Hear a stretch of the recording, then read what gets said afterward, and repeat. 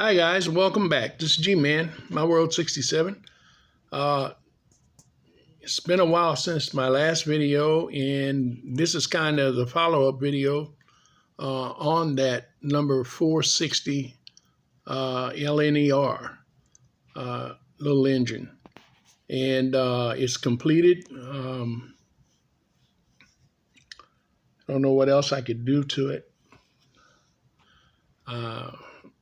But it's all together. I made adjustments and changes that I needed to make on it. One of them was in the steam chest, in this piston. I widened out, made this the holes in it a little bit larger, and I ground down the I took my Dremel and ground down these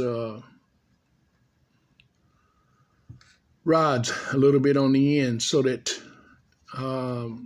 they would work properly.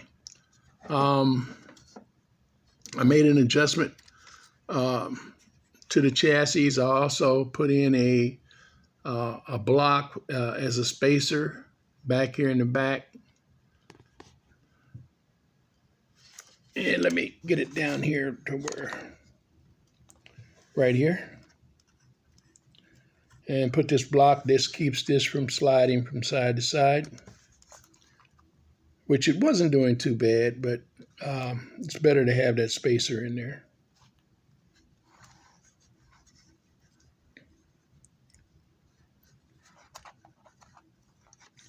And as I said, I refitted or redid the holes in this steam chest so that these rods would work smoother and better as they go in and out the steam chest. It was just a little big, and I figured I was going to have to do that anyway, so I just went ahead and did it towards the last reassembly of it. Got everything painted, touched up, put on that fourth piston bumper, and as I say, I touched it up. Still got some scratches in it, but they'll be okay. It's an old engine.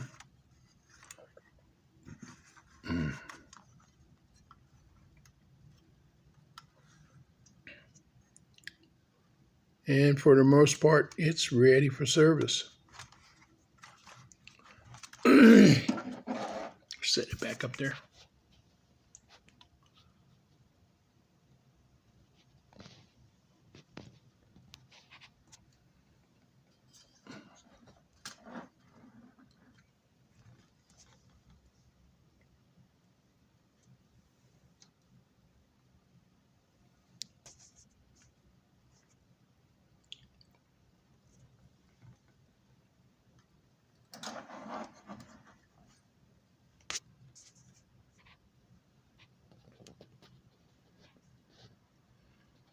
All right, so let's see it run.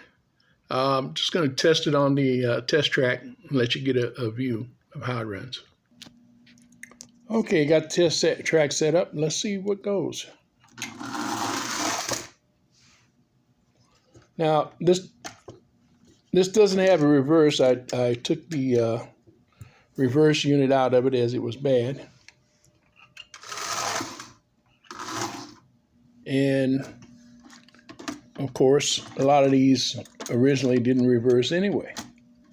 And some of them did, especially in the electric. And they had mechanicals that reversed also.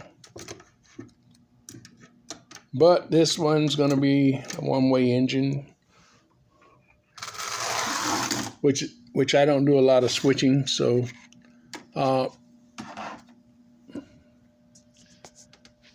I don't really have a layout that's really what I would call a working layout, to whereas I've got a lot of areas where I can do switching. I've got a couple. Um, so I just want to see the trains run. I want to see them run again. And put new life in old trains.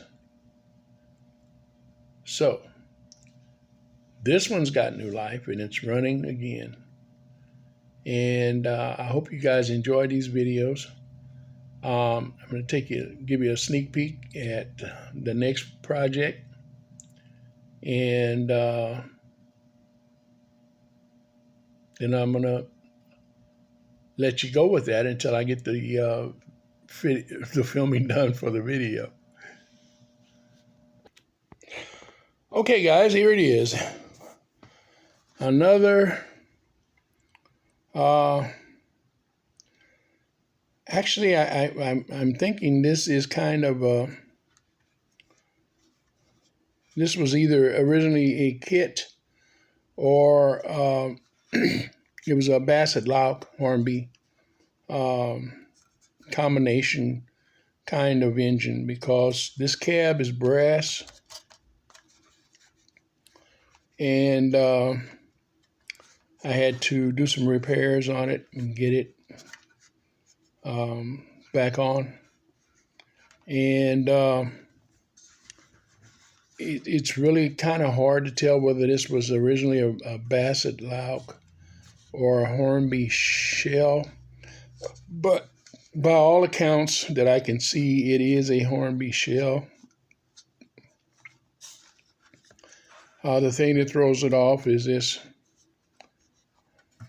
this cab. They made cabs like this, engines like this, but it's hard to find a true definition of this particular shell. Been searching for quite some time. Spent a lot of research in the last couple of weeks trying to identify this particular shell. And in a Hornby, except for, I think it was I don't even know if it was on a Castle engine. I think it was more on a Princess engine.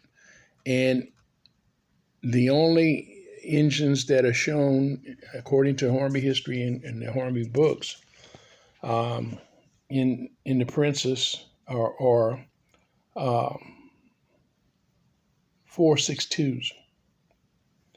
And this would again be a 4.42.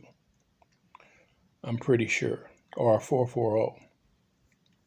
And there was also a 4.60. And as you can see, this only has 2 humps. And that would have been later in the electric motored engine. And this is set up for electric. So, what we're going to call this when I'm done with it yet, I don't know. But I had to take this out as someone had cut this dome or whatever it was on here off. I'm not even sure what that was. It might have been a sand dome. I don't know. It might have been a steam dome. But whatever it was, they had removed it and left a excuse me, a piece of the metal up there, so I had to go ahead and get that out. And it did not have a boiler front, and I could not find a boiler front for it. I went all over eBay looking for a boiler front. Didn't want to have to buy another whole shell. That's kind of costly, expensive right now. And that's why I'm glad I bought all my shells when I did. And so I made a boiler front for it out of my trusty aluminum. Doesn't look too bad.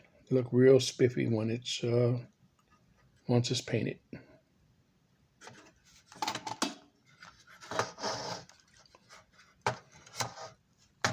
So this is the next project, guys. Another custom job. It's going to be fitted, I believe, with a Marks motor, because I usually always use the Marks motors. If I do something else with this one, we'll see. But we definitely know that if at all possible, we're going to finish it. I've started sanding it down. It was really bad rusted here and here. We got off all that old surface rust. Got it pretty smooth. A couple of areas I took it down to bare metal. But for the most part, it's a solid engine. I had to do some repairs, a little tin smithing. Really couldn't do a lot of aluminum, a lot of soldering or in areas, because the areas were just too tight and I couldn't remove what I wanted to do. So I used either liquid weld or my trusty super glue, and made sure that whenever possible the tabs were still there, at least one. I had an area here that I had to repair in the frame, where the frame and the boiler come together. Got that repaired.